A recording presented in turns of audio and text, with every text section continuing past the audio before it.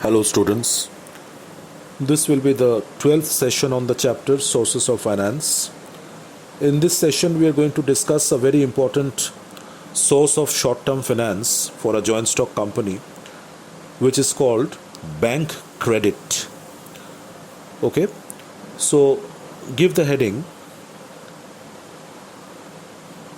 Short term loans from commercial banks. Or write short term borrowings. Better to write short term borrowings from commercial banks. The topic name short term borrowings from commercial banks, and within brackets write bank credit. Within brackets bank credit.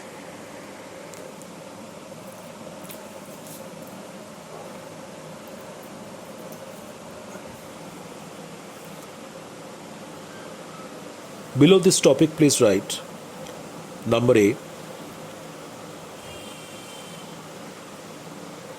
Different forms or types of bank credit. Different forms or types of bank credit. In my book, it is within brackets, write pages 59 to 60. Please see the page numbers of your edition and write down the page numbers. In my book, it is pages 59 to 60. Then point number B, advantages of bank credit. Write down the page number from your book. And number C, disadvantages of bank credit. Disadvantages of bank credit. Within brackets, write down the page number. Now, first listen, meaning of bank credit is very simple. We are discussing short-term sources of finance for a joint stock company. So if a company wants some funds for a short span of time, 6 months, 10 months, 1 year, it can also approach the different commercial banks which we have in our country. Most preferably the commercial bank in which it has its current account, and take or raise funds or acquire funds from the bank in the form of a short-term loan, in the form of a short-term borrowing. Okay, so commercial banks, we have a number of commercial banks in our country. The State Bank of India happens to be the largest commercial bank of India. And other banks are also there. The Punjab National Bank, Bank of Rajasthan, United Bank of India, Indian Overseas Bank. Then the commercial banks belonging to the private sector, HDFC Bank, Bandhan Bank, the foreign banks, HSBC, Standard Chartered, American Express, Deutsche Bank. So these are all commercial banks functioning in our country. So whenever a company requires some funds for a short period, it can also approach any of these commercial banks and acquire funds in the form of a short-term loan or borrowing. And commercial banks, so this is called bank credit. Commercial banks, they also offer these short-term loans to the business organizations in different ways or in different forms, like short-term loans and advances, cash credit, bank overdraft, and discounting of bills. So these are the four main types or forms of granting short-term credit to the business organizations by the commercial banks. Okay, and this granting of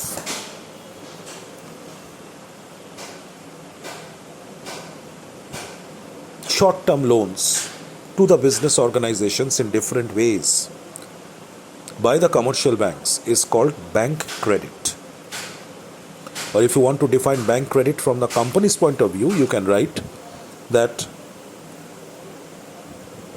raising funds, acquiring funds from the commercial banks by way of short-term borrowings,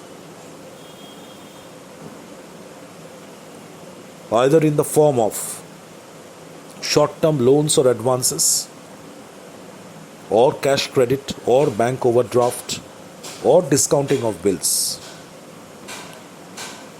is called bank credit. Now next is different types or forms of bank credit.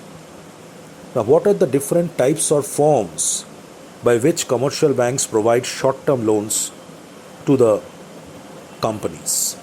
So there are four types or forms of bank credit.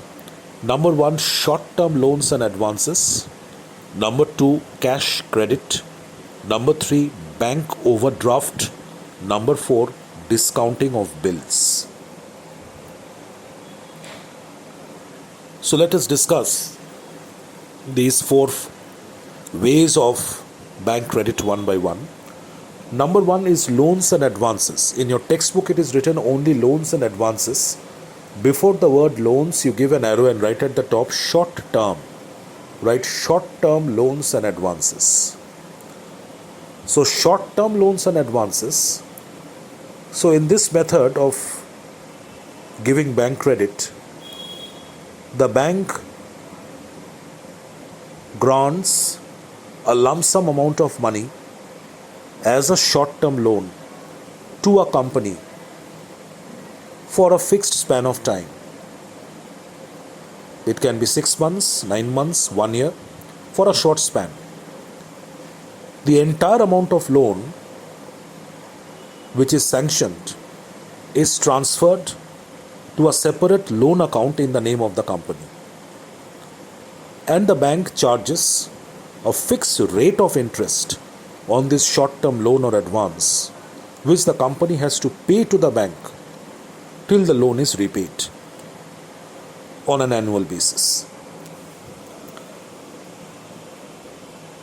And the bank will also tell the company while granting this short-term loan to keep certain assets as security or as a mortgage with the company. If the company fails to repay this loan in time, the bank will have the right to sell off those assets which were kept as security and realize their claims. So that is a short-term loans and advances. So interest will be charged by the bank on this short-term loan on the entire amount of loan sanctioned and not on the amount of loan which has been used up by the company.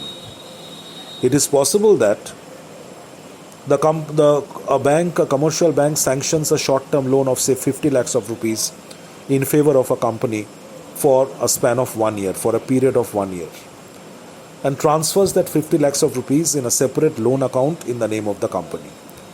It may so happen that within that 1 year, the company only uses 30 lakhs of rupees out of 50 lakhs.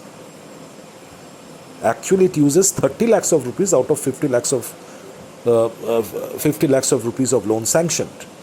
But even then, the company will be charging interest on the entire 50 lakhs of rupees of loan sanctioned and not on the amount of loan which has been actually used by the company.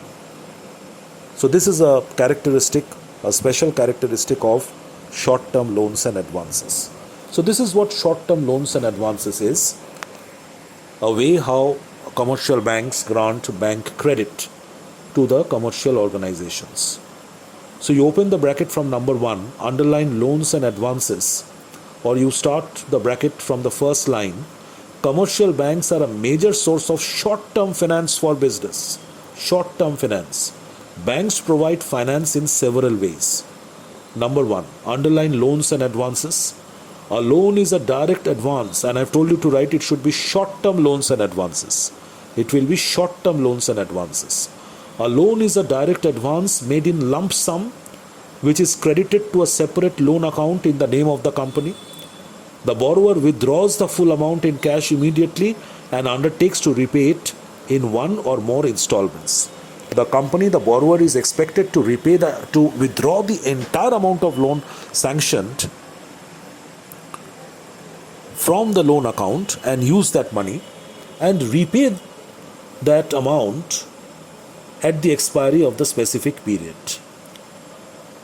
But at the time of repaying this amount, either he can repay altogether, the entire amount altogether, or he can repay in installments, in parts, okay, over a span of time. That will be based on the agreement between the company and the bank.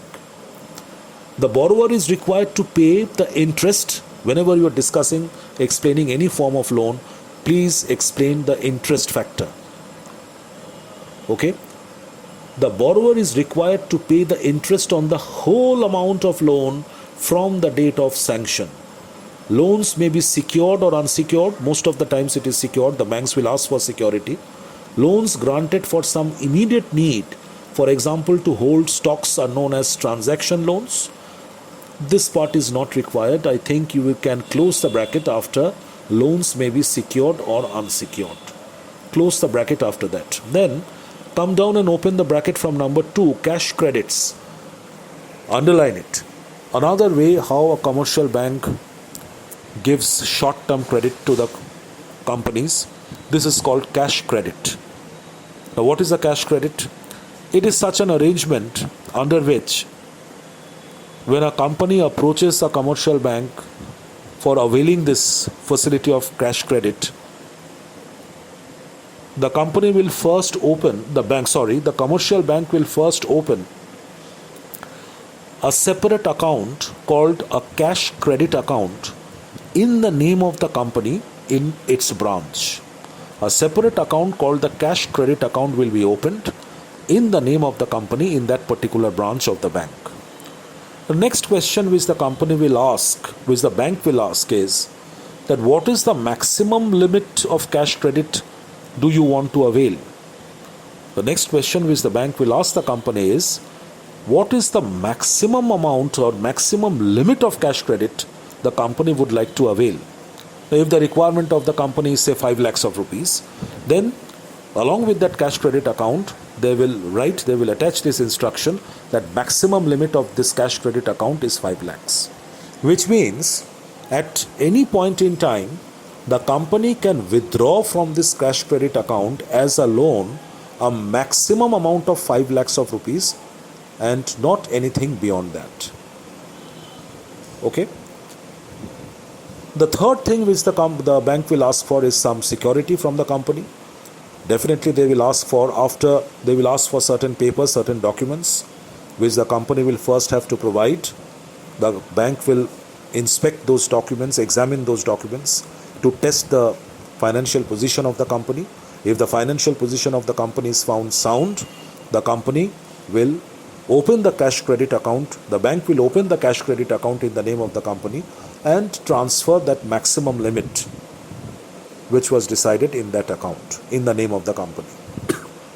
Now, immediately, just before the transfer is made, they would also ask the company to keep certain assets of theirs as security.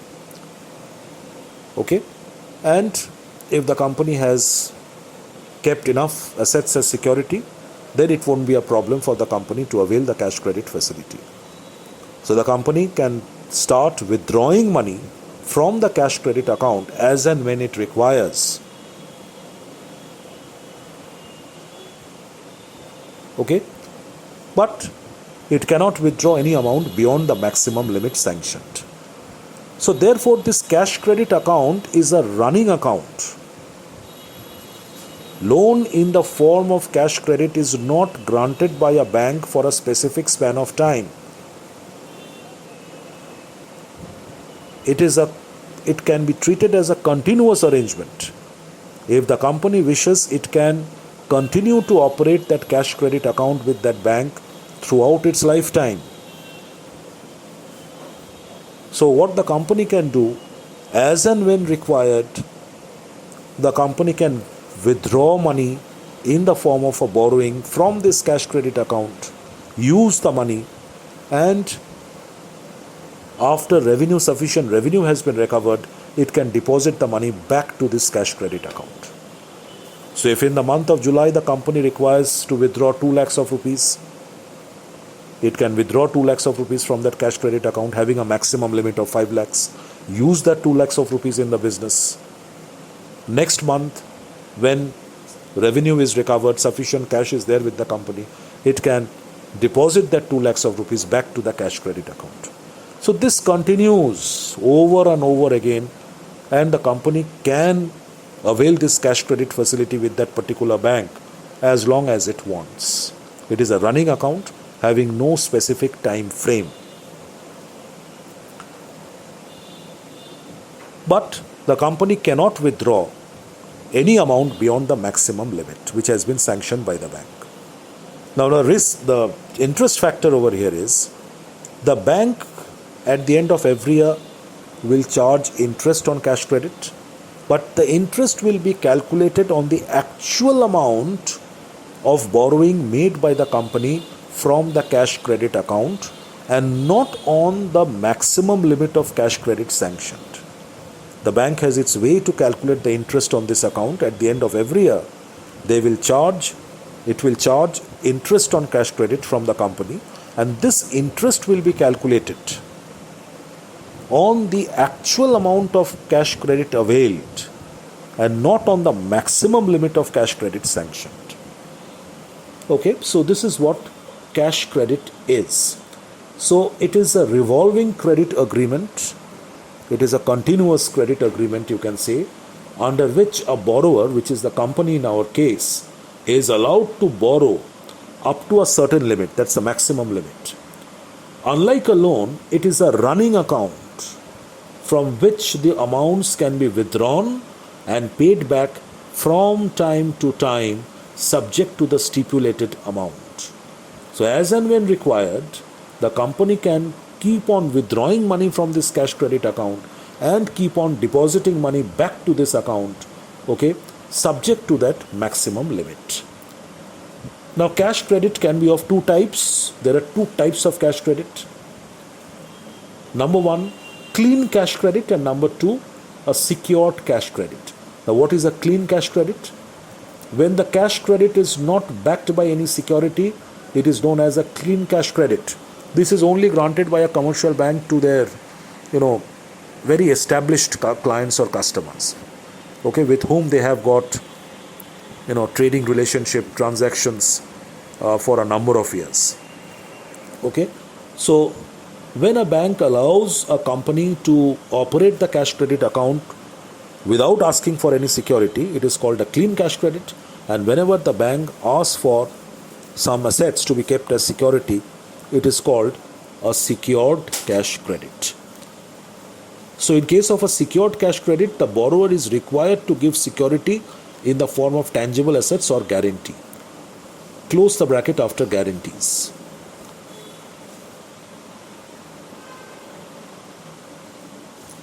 Next paragraph, open the bracket. The bank can refuse credit when the creditworthiness of the borrower is unsatisfactory or when there is shortage of funds. There is not that whenever a company approaches a bank for availing this cash credit facility, the bank will welcome that company or any and every company and grant the facility with a maximum limit as required by the company. It's not that easy. First of all, a lot of paperwork is done. The bank first satisfies itself regarding the creditworthiness of the company by examining those reports and documents and books of account.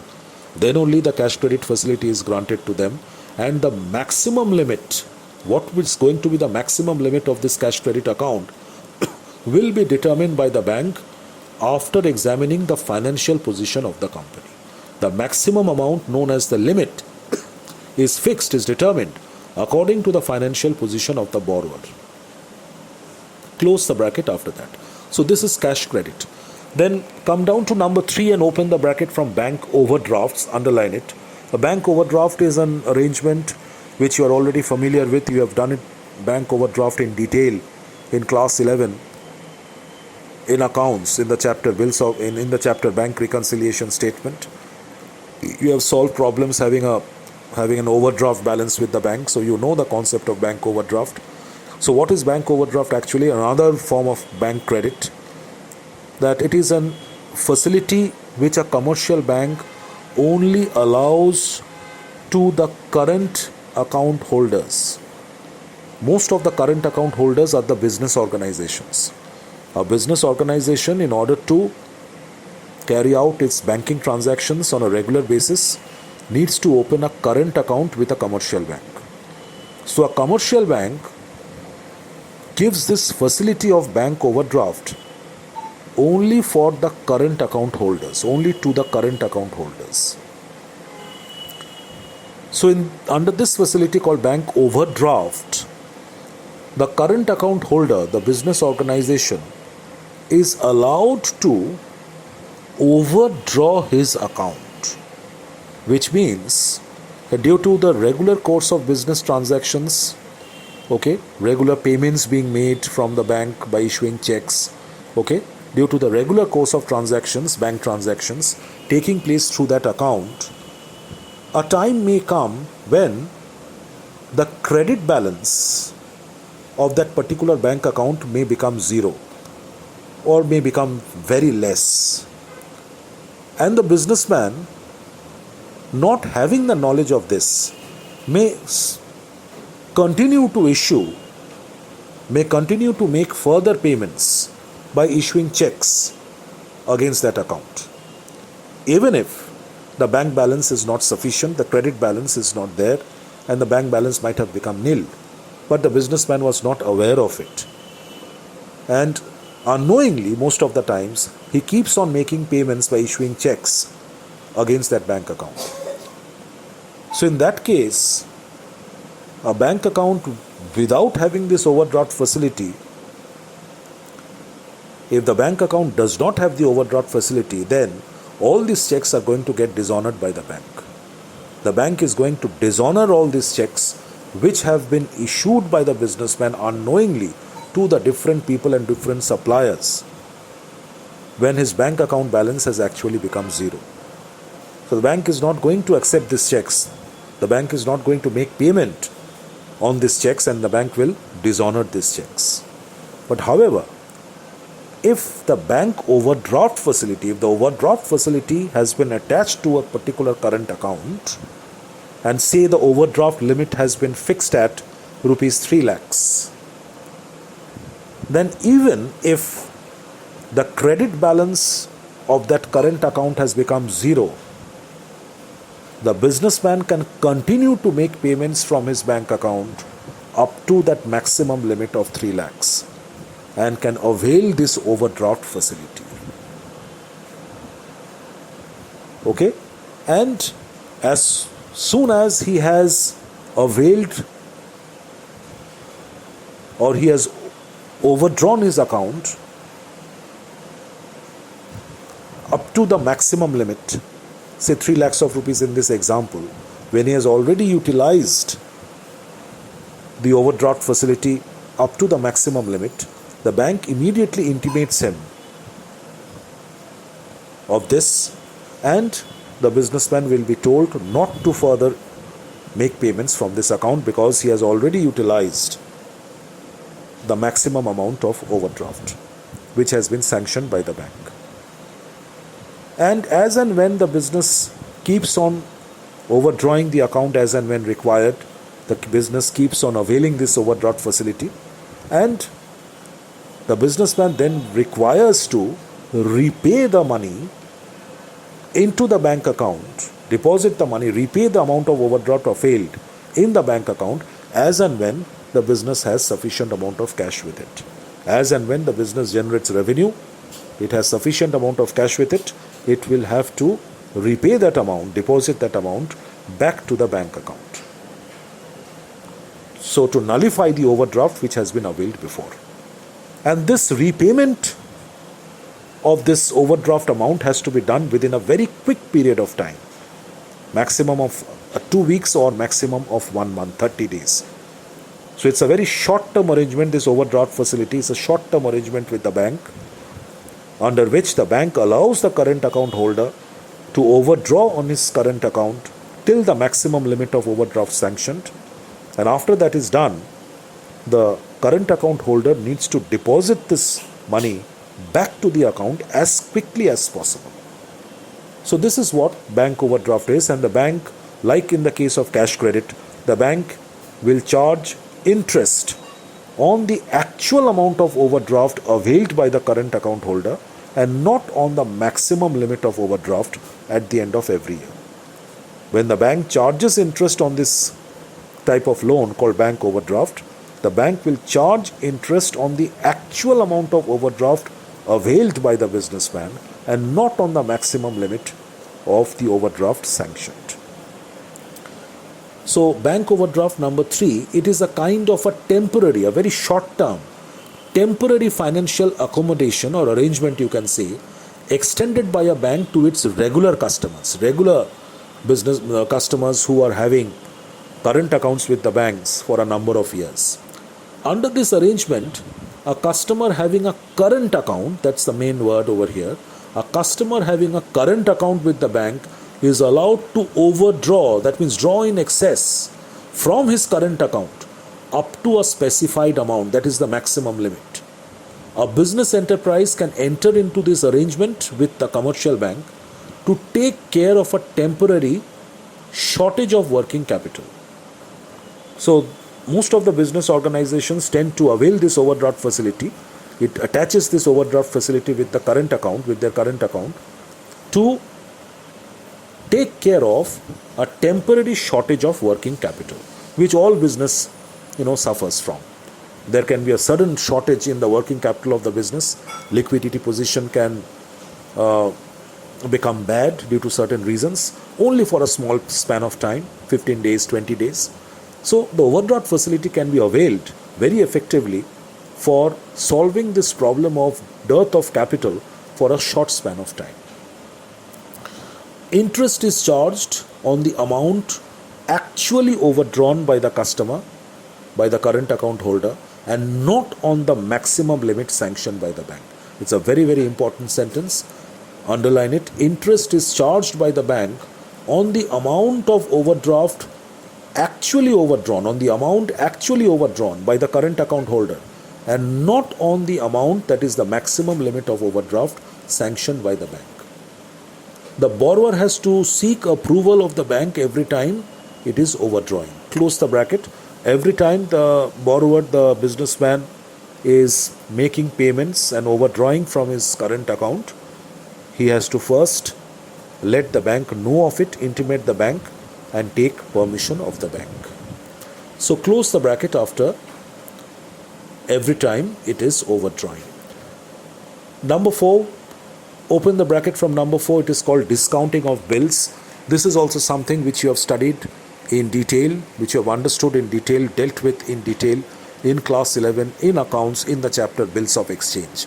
So I think that your concept of discounting of bills is pretty clear. So very quickly reminding you that discounting of bills here, what happens, this can be treated as some sort of a bank credit, because whenever a businessman, whenever a company receives a bill of exchange from one of its customers, from one of its debtors, and say a business organization, say X Limited, it receives a bill of exchange from a person called Mr. A. The face value of the bill is rupees 1 lakh and it is a 90 days bill, or let us say it is a 60 days bill. The bill is going to mature after 60 days. So in the books of X Limited, this bill will be treated as bills receivable. It is a bill receivable worth 1 lakh of rupees which is going to mature after 60 days. That means X Limited is going to get the money, 1 lakh of rupees, from customer Mr. A after 60 days. So now it may so happen that the business might face, X Limited might face a sudden shortage in its working capital. Crisis in liquidity may arise all of a sudden. And the business then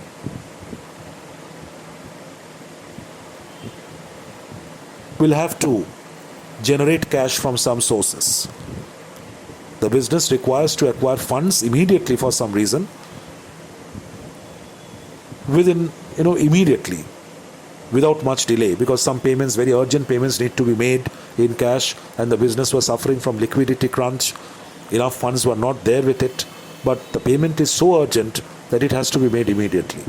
So in such a case, what the business can do, what in our example, what X Limited can do, it can approach a commercial bank, preferably the commercial bank in which X Limited has its own current account, take the bill, give the bill to the bank and request the bank, that bill of 1 lakh of rupees, that I need to discount the bill right now. This bill is going to mature after 60 days, but I can't afford to wait for 60 days. I need that 1 lakh of rupees right now. So you keep the bill with you, let the bill be kept with the bank, in the custody of the bank, and let the bank discount the bill and give the money to X Limited right now. So if X Limited makes this request to the bank, and in that bank, the bank already knows X Limited because X Limited happens to be one of the current account holders of that bank, the bank usually grants this facility to its customers. It will accept the bill at a premature date and give that 1 lakh of rupees instantly to X Limited, after deducting a small percentage of commission, which is called discount on bills, which you are aware of. That means the immediate problem of shortage of funds is solved for X Limited. It gets the money, the cash, immediately from the bank by getting the bill discounted. By getting the bill discounted with the bank, X Limited gets the cash immediately and its immediate requirements of funds is solved. Now the bank keeps the bill with it for the next 60 days. The bill is kept in the custody of the bank over the next 60 days, and on the maturity date, when the bill matures, it is the bank which presents the bill directly to the customer, Mr. A, who was supposed to make the payment against that bill, and the bank has to collect the money directly from Mr. A on the date of maturity of the bill. Okay? So if Mr. A honors the bill on the due date, the chapter closes over there. But however, if the bank fails to realize the amount from Mr. A on the date of maturity of the bill, that is, if the bill is dishonored by the acceptor on the date of maturity, then the bank will have to get back to X Limited and realize the money from X Limited once again. What the bank basically does, it debits the account, the current account of X Limited, and takes that money away from X Limited's bank account. Okay, so that is what discounting of bills is. So open the bracket from number 4, underline discounting of bills. This implies procuring cash, okay, getting cash from a bank. Think from a company's point of view. Discounting of bills implies procuring cash from a bank in exchange for credit instruments. This credit instrument is the bill of exchange. Commercial banks provide short-term finance to business concerns by discounting their bills of exchange, promissory notes, and hundies. Hundi is an indigenous local bill of exchange. So all such credit instruments, bills of exchange, promissory notes, hundies, etc., okay, which are going to mature after a certain period of time, can be discounted with the bank immediately, and cash can be procured from the bank. Banks charge some commission for this service by paying a price lower than the face value of the credit instrument. Like if a bill of 1 lakh of rupees is discounted, the bank charges a commission of, say, a very small rate of commission, say 2% of 1 lakh, okay, or maybe 1% of 1 lakh, the bank will charge as a commission, which is 1,000 rupees. Deduct that 1,000 rupees from 1 lakh and it will pay 99,000 rupees to the, the holder of the bill, who is getting the bill discounted. The holder of the instrument remains liable to the bank if the instrument is dishonored on maturity, which I have just explained through that example, that X Limited, the original holder of the bill, remains liable to pay this money to the bank if the bill is dishonored by the acceptor on the date of maturity. So close the bracket after that. So this is what discounting of bills is. Now, the part number B, advantages of bank credit. So these are the 4 different types or forms of bank credit. Now, what are the common advantages, the general advantages of bank credit? So open the bracket. Bank credit has several advantages. Number 1, it is flexible and can be repaid whenever desired. Number 2, whenever a company requires, it can avail any form of bank credit. Whenever the need is over, it can repay the money back to the bank. It is quite flexible. Banks maintain secrecy of the borrower's affairs. who has availed any type of bank credit, a form of bank credit, who has taken a short-term loan, who is availing the cash credit facility or the bank overdraft facility. Okay, so these things are not disclosed by the bank to outsiders. These things are confidential matters, and the bank maintains complete secrecy of these things. The bank does not disclose any sort of detail of the borrower to the outsiders. Number 3, banks provide funds in many ways, and the borrower has a choice. So short-term credit, bank credit is provided in 4 different ways, which we have discussed. So therefore the company has a choice according to its suitability, according to its requirement. It will choose any one out of the 4. Banks do not interfere in the management of the client's business. For granting this bank credit in any form, the bank does not usually interfere in the management of the borrower.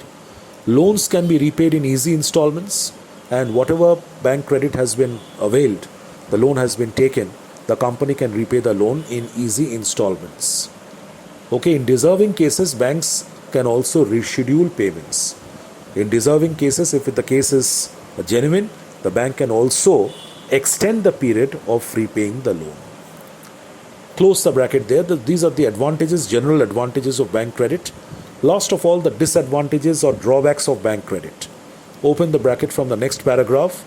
Bank credit suffers from some disadvantages as well. Number 1, the borrower has to perform several legal formalities. That is true for any sort of bank loan. Whenever any type of bank loan, long-term, short-term, has to be taken from a bank, a whole lot of paperwork, documentation, formalities have to be complied with by the borrower. Banks grant loans generally against some security, and a charge is created on the company's assets. Almost all types of loans are granted by the bank against security.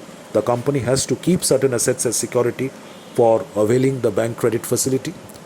Bank loans are available for a short period, and there is an uncertainty of renewal. These bank credits, these different types of bank credit, are offered by the bank only for short periods, maximum 12 months, 1 year, not anything beyond that. And at the end of that period, whether the bank is going to renew this facility for a further term or not, that is also uncertain. And number 4, banks charge a high rate of interest, and a fixed burden is created on the profits. Usually on these bank credits, the bank charge a high rate of interest which the company has to pay every year till the loan is repaid. And the fixed amount of interest which the company has to pay on this bank credit, imposes a fixed financial burden on the profits of the company. So close the bracket after this. So with that, we come to the conclusion of our discussion on bank credit, that is short-term loans taken from commercial banks as a source of short-term finance for a joint stock company. So I'm going to wind up this session now. In the next session, I'm going to take up the other sources of short-term finance like trade credit, installment credit, factoring, one after the other. Till then, goodbye.